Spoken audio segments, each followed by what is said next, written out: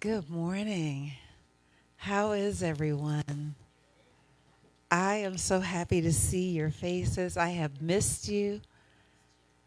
This is an opportunity for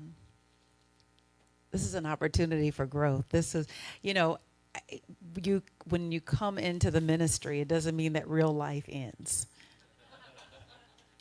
So, this message I thought was for you. This message today is for me. And y'all just get to participate with it. The title of my talk is Rise into Oneness. Rise into Oneness. And it is influenced by Eric Butterworth's The Universe is Calling. And I don't know if you're familiar with that book, but it is a game changer, as is Discover the Power Within You. I didn't even know this one existed, so I would encourage you to add it to your library. And he really helps you to establish a consciousness of prayer, but not prayer from the perspective of praying to God, but from the perspective of praying from God. That's a different point of view. That's a different seat that you're sitting in. And I love to give these messages and kind of come out of the world of religion and spirituality and move into another sphere, because I feel like it's easier to see it there, right? That if you were on a championship basketball team, I know the Lakers lost last night. Sorry, guys. It was payback for that Warriors loss. If you are on, playing for a championship, there's a difference between playing from the perspective of being a champion versus wanting to be a champion, right? You come to it differently. You move into it from a different vantage point. And so when we're talking about the language of spirituality, there's a difference between praying to God and praying from God. And so today I want to talk about just rising into oneness, because stuff happens. Anybody have stuff happen? I had stuff happen this morning. It involves speeding and cops, and I know. And all I could say is that consciousness determines form. Oh, what am I thinking? Somebody so even in that, stuff happens. Things are happening in our lives every day because there's this mix of thoughts and feelings that are swimming around in the cosmic soup that is our minds.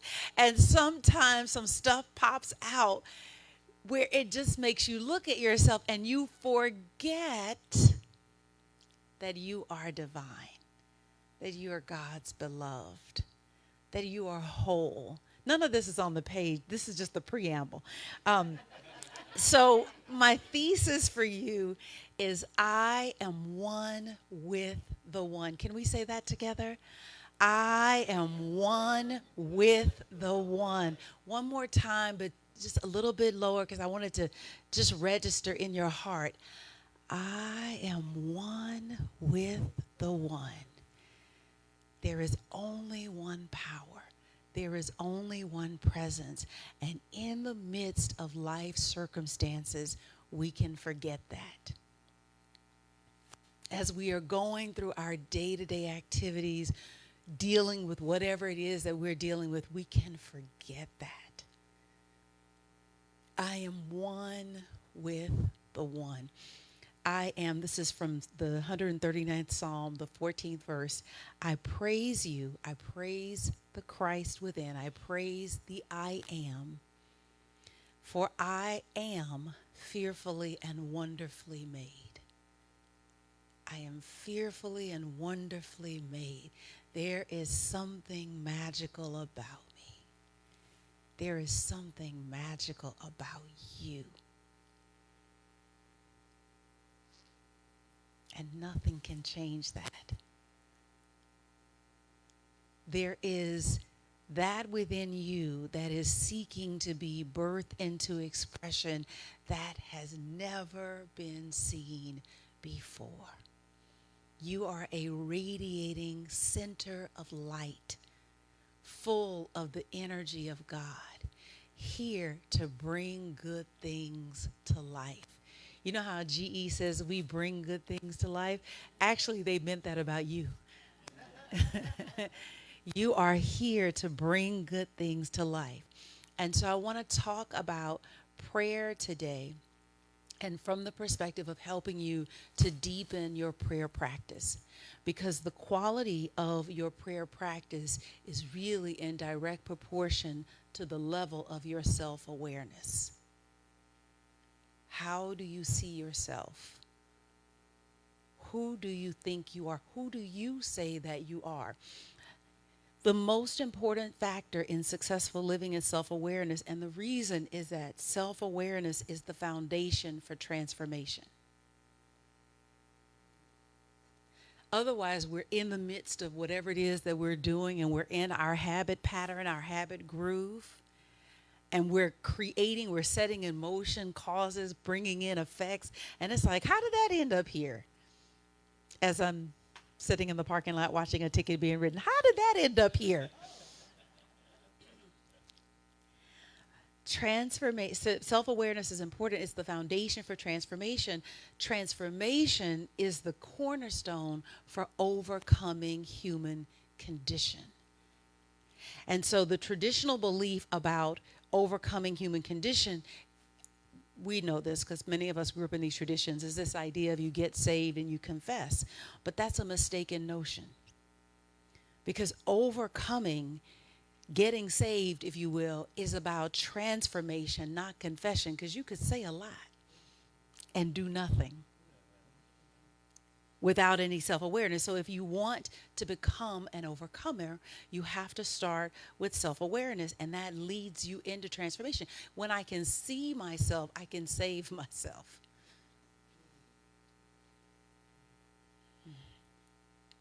What I can't see coming. But if I can see it coming, I can do something about it. I can switch gears. I can change patterns. Many of the calamities in life that come and knock us down on our butts, they happen because we didn't see it coming. I never thought that would happen. The marriage fell apart because I couldn't see what was happening. I couldn't see my contribution. Anybody relate? Okay, all right. The child went astray because I couldn't see my contribution. Right? The job slipped away because I couldn't see my contribution to the circumstance. And so self-awareness is the most important factor in developing and understanding and in successful living. And this is important because everything that you have ever wanted, whatever it is, health, wealth, happiness, joy, peace, love, prosperity, abundance, and more, it exists within you. In fact, it's already present in your life in potential. So the moment that you think it, you form it in spirit. The moment you think it, you form it in spirit. The level of your self-awareness determines how quickly it manifests in your life. Y'all, either that's a confused look, you agree, or you disagree. The moment that you think brand new car, in potential, it's in your experience. It is to the degree that you realize yourself as the owner of it that it becomes manifest in your experience. And so prayer becomes important because prayer raises the level of self-awareness. It changes the way that you think about yourself. I'm not praying for things. I'm praying for myself to understand myself as the manifester of things. And so we want to rise into oneness because it's the type of prayer that makes you a vibrational match for the good that you seek. I want whatever is happening in my experience, I'm resonating with it. I'm on the same wavelength. Now, I could feel badly about that, or I could just realize I'm on the same wavelength with that which has shown up in my experience. And so in this church, we don't teach you to pray to God to get your needs met. We teach you to pray so that you realize that your needs are already met. The moment that you accept that it's already here, you can do something about it. You can take advantage of it. Prayer is not trying to reach God or to inform God or to tell God about all your troubles. It is to know God as the infinite resource within you and to expand your self awareness. It's why we do the meditation, because every meditation that you do, there's no such thing as an unsuccessful meditation. It's just what's the degree of expansion that happened. And every meditation, there is an expansion in your heart where more and more good can come in. And this is the thing, there's no end to the expansion. That you can always open up more to express more good. There's no need to bargain with God. I know we don't do that here, not y'all. Not you good New Thought Christians. Your, your prayers don't cause God to spring into action. God doesn't come into the picture because God never left the picture. God is everywhere, evenly present. What's happening is that you are breaking the bonds that keep you from seeing the good that is present. The you with a body that is pain-free already exists in potential. It is the insight, the revelation in your heart that shows you your pathway to it. There is a you that exists, the divine blueprint of you that already has everything that you need, whatever that looks like.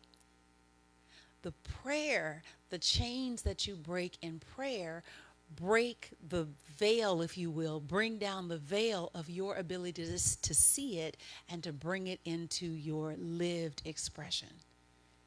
And so this is about really waking up to your divine nature. Some things were passed down to us, meaning they were handed to us by our parents. They didn't mean to necessarily pass it on, but it got passed on. They have this study that they did with baby mice.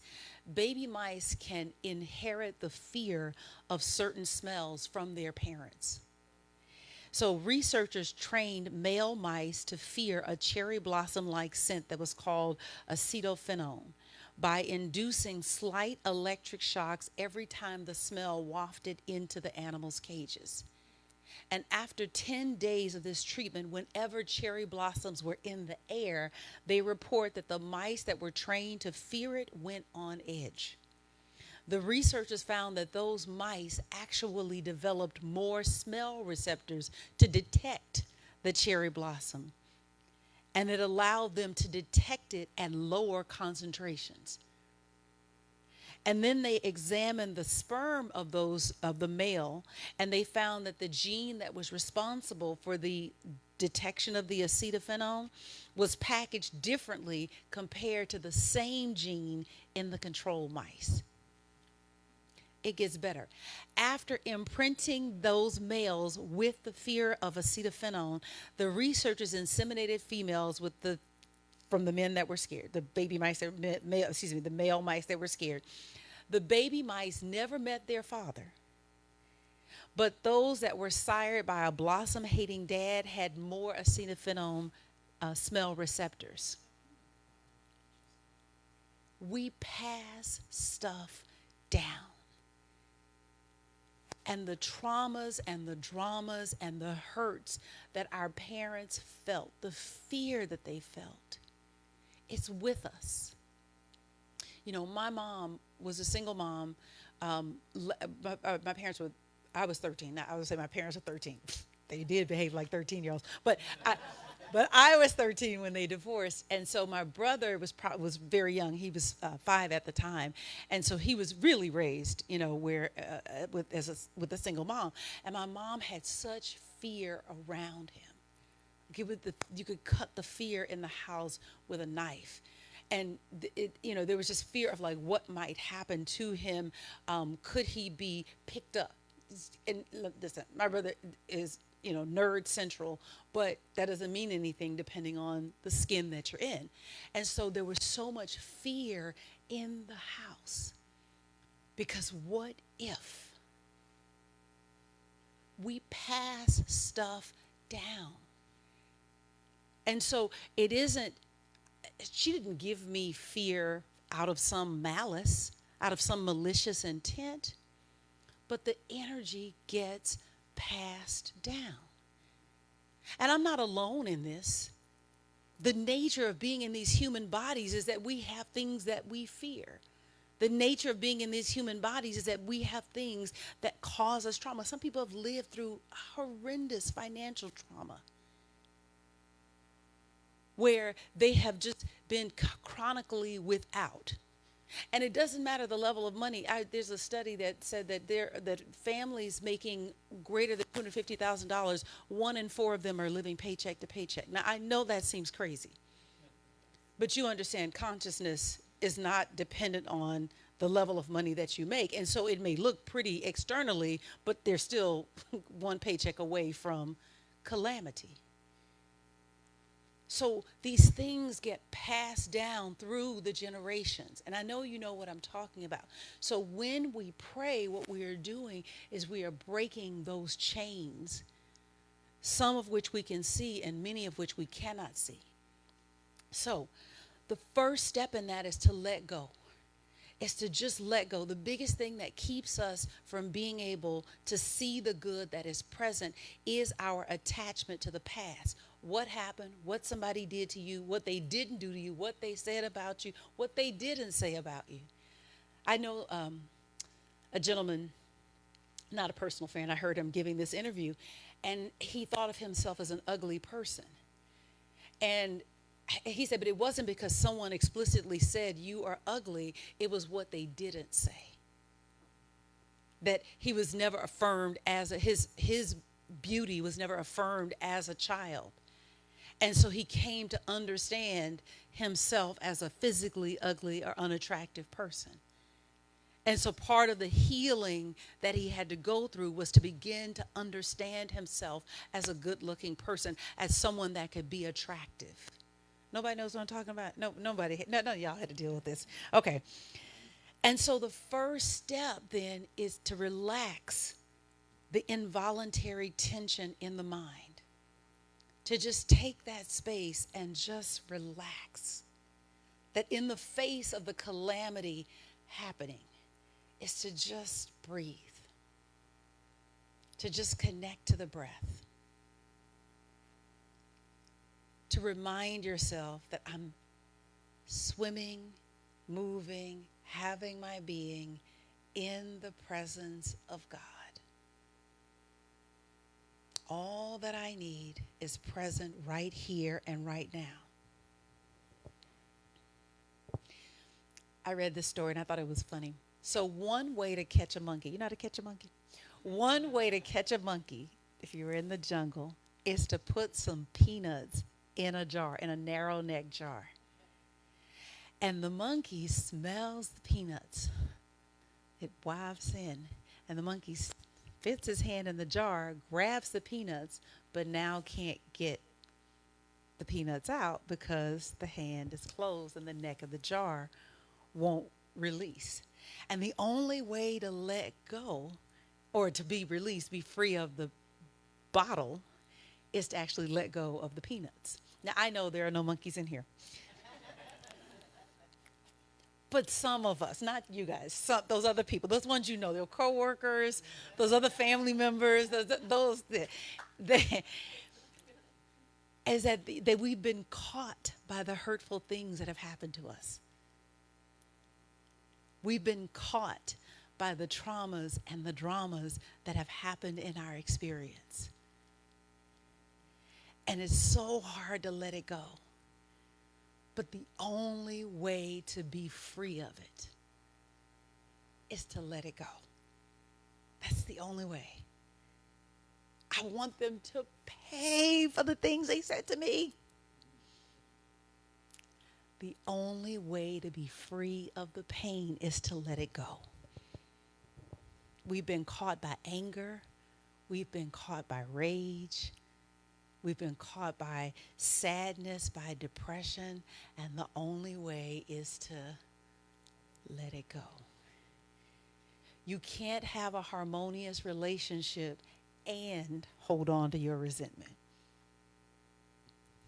You can't hold on to your anger and your bitterness and have a healthy heart and a settled stomach.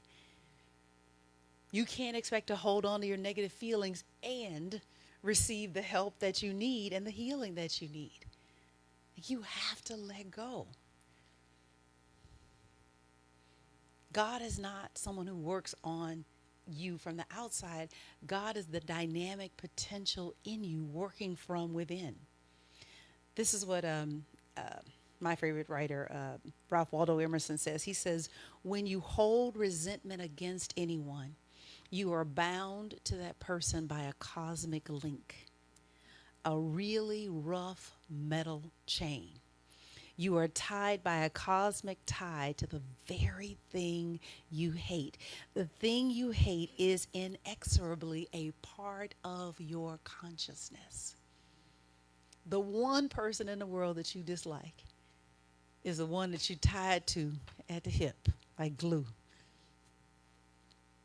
And so the second step in this process then is to be still. In the stillness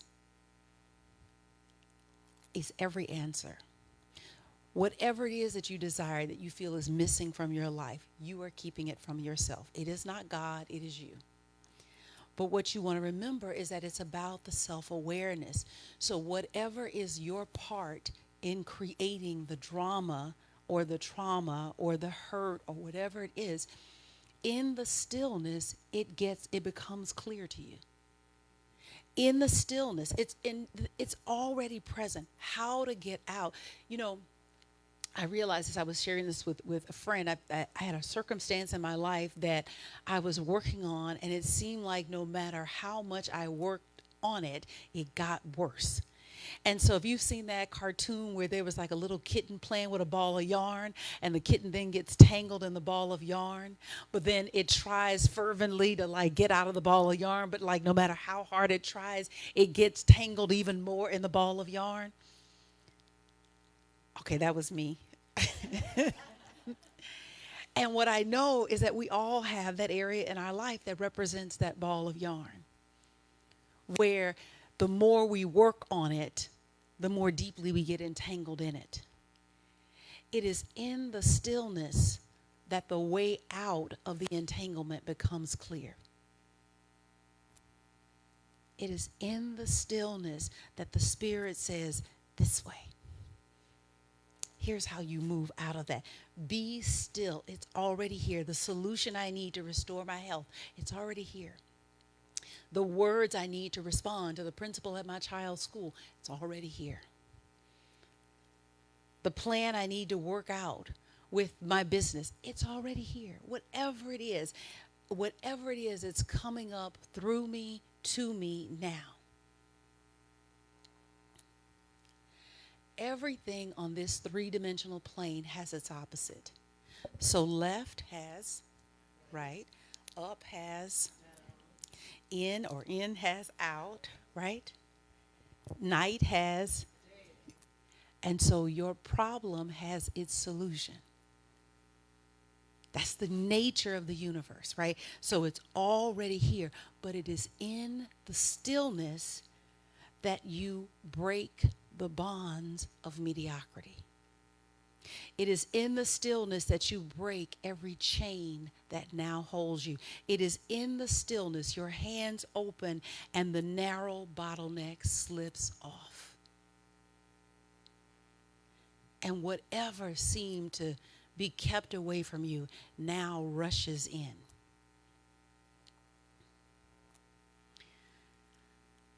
The third step, and this is the final piece, is then to radiate power. So I let go, I get still. The answers that I need become clear. And then I get up and I radiate power. I begin to act like the manifested prayer. God made you whole and healthy act like it. Change your posture. Walk like the spiritual giant that you are. Walk like you have the answer to your prayer. In your prayer, let's say that you become aware of the ways that you're handling money and blocking its flow, right? Maybe you become aware that you spend twice as much as what comes in. Or every time the bills come in, you get a twitch of frustration or worry, but you begin to see yourself. Then you change your posture. You notice yourself. Someone suggested this, and I thought it was so good, that if you have anxiety around writing out bills, that next time the bills come, get them together in a pile, get you a nice glass of wine, put some good music on, right? Because I'm sending this resource out in an energy of plenty. I'm sending this resource out in an energy of relaxation. I give generously. You want to operate from the perspective of fulfilled prayer, because here's what happened. Every action sets up a vibration.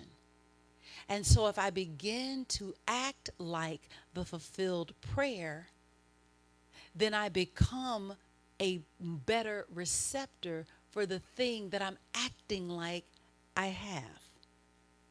I know you've heard this before, but sometimes you got to preach to the choir. Every habit sets up a vibration. Every habit sets up an energy field. It radiates a field of power. And in my prayer, what I'm listening for is the new habit that will help me establish a new way of showing up.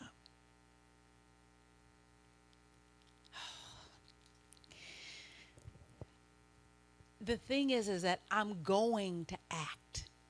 I'm going to do things. Like, you can't get out of like doing things, right? Like, that's the, part of being in this three-dimensional form. But what I desire is I want to act, to think, to feel in alignment with the good that I desire. And so I want to begin to do things to the best of my ability that are in accord with where I am going. The power lies in what I do every day. We become what we do every day.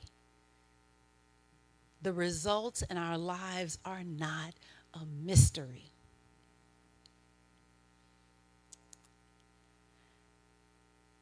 I want to go back to my thesis, which I am one with the one.